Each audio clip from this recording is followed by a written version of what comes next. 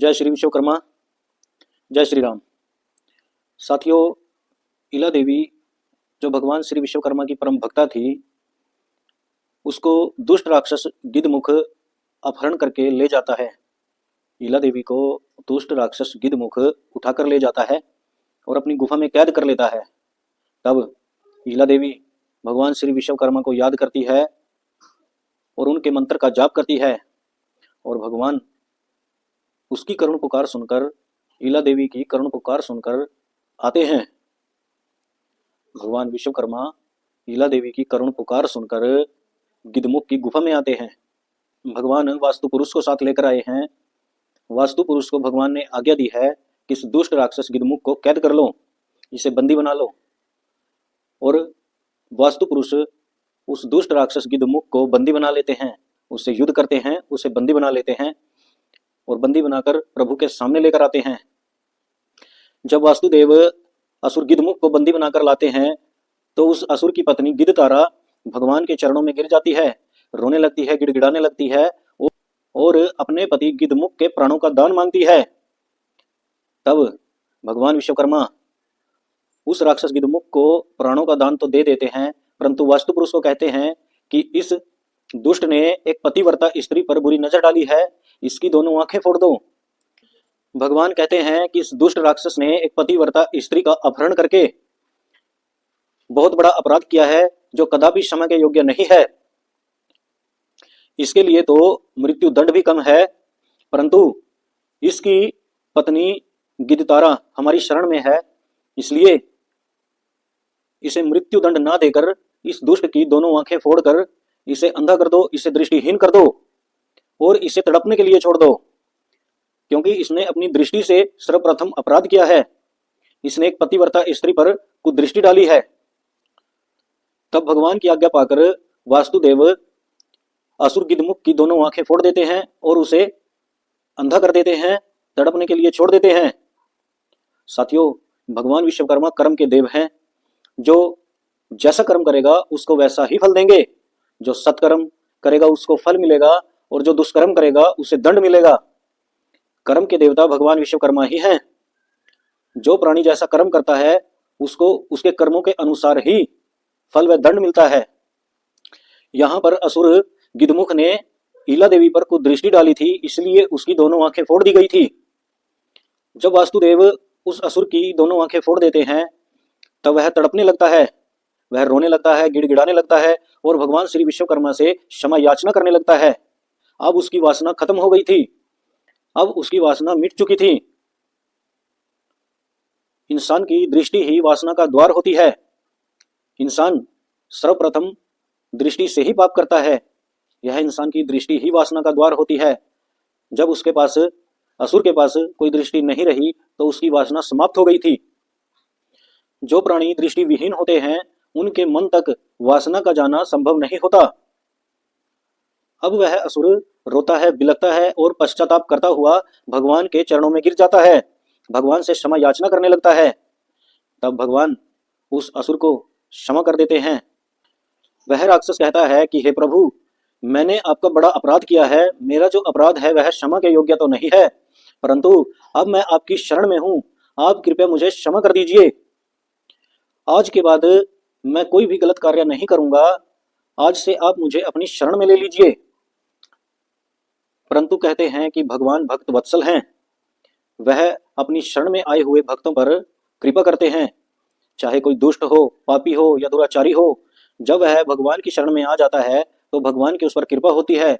भगवान पापी से पापी, दुष्ट से दुष्ट प्राणी को भी क्षमा कर देते हैं और भगवान विश्वकर्मा ने अब उसे क्षमा कर दिया था।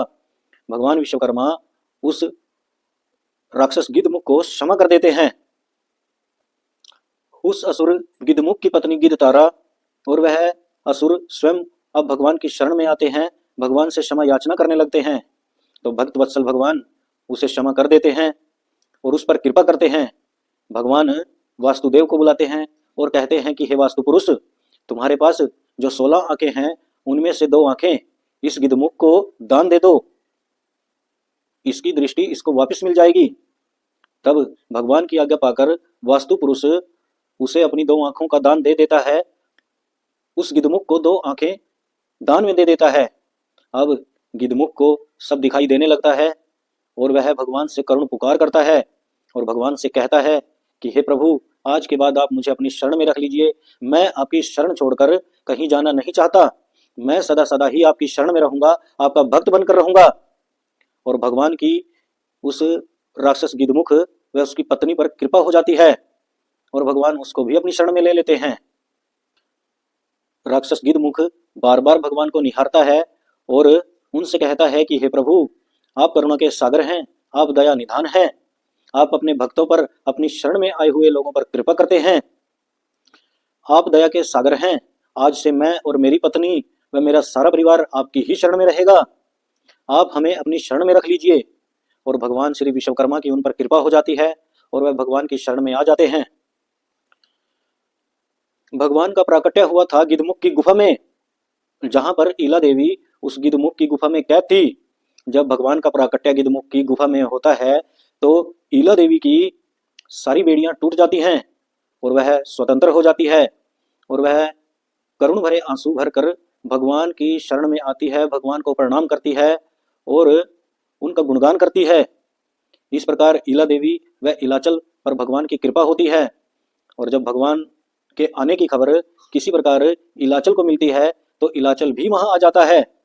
ईला देवी का पति इलाचल भी वहां आ जाता है। जब इलाचल को यह वृतांत पता चलता है कि इस प्रकार दुष्ट गिद्धमुख ने मेरी पत्नी ईला देवी का अपहरण किया है और भगवान श्री विश्वकर्मा वहां पर प्रकट हुए हैं, जब यह वृतांत इलाचल को पता चलता है तो इलाचल भी वहां पर आ जाता है और वह भगवान को दंडवत प्रणाम करता है। और ईला देवी भी भगवान को प्रणाम करके अपने नेत्रों से आंसू बहा रही थी। ईला देवी के नेत्रों से आंसू बह रहे थे और वह बार बार भगवान विश्वकर्मा का धन्यवाद कर रही थी। तब इलाचल व ईला देवी भगवान से कहते हैं कि हे प्रभु, आप हमारे इष्ट देव हैं, आपने हमारे ऊपर बहुत बड़ी कृपा करी है और आप इसी प्रकार अपना आशीर्वाद हम दोनों के ऊपर बनाए रखिए। आपकी कृपा से ही हम आज सुरक्षित हैं। हे प्रभु, आपकी कृपा से ही आज ईला देवी सुरक्षित है और आज आपके दर्शन पाकर हमारे सारे कष्ट दूर हो गए हैं, हमारे सभी कष्ट कट गए हैं। आपकी हम पर बड़ी अपार कृपा हुई है।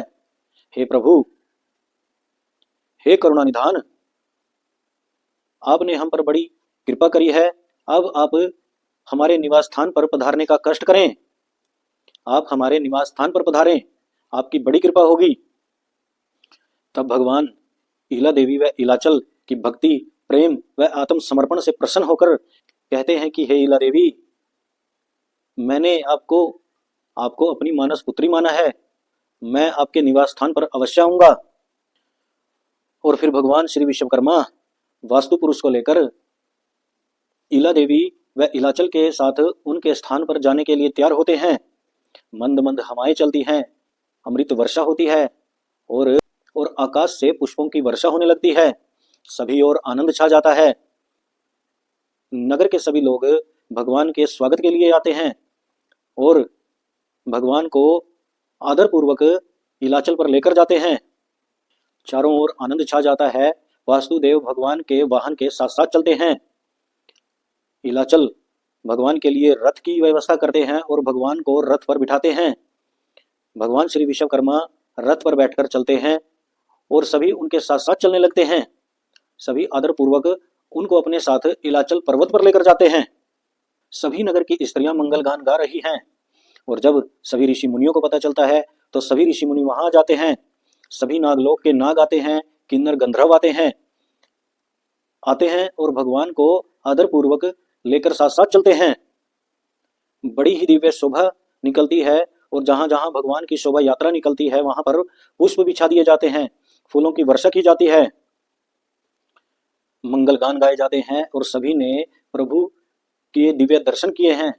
प्रभु की शोभा यात्रा के दिव्य दर्शन सभी करते हैं।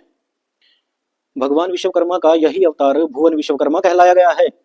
जब भगवान विश्वकर्मा पहली बार इलाचल पर्वत पर आए हैं, ईला देवी व इलाचल की सहायता करने के लिए उनकी भक्ति से प्रसन्न होकर जब भगवान श्री विश्वकर्मा इस पृथ्वी पर आए हैं और भगवान का यही रूप भुवन विश्वकर्मा कहलाया गया है, यही भगवान का दूसरा अवतार माना गया है। जय श्री विश्वकर्मा, जय श्री राम।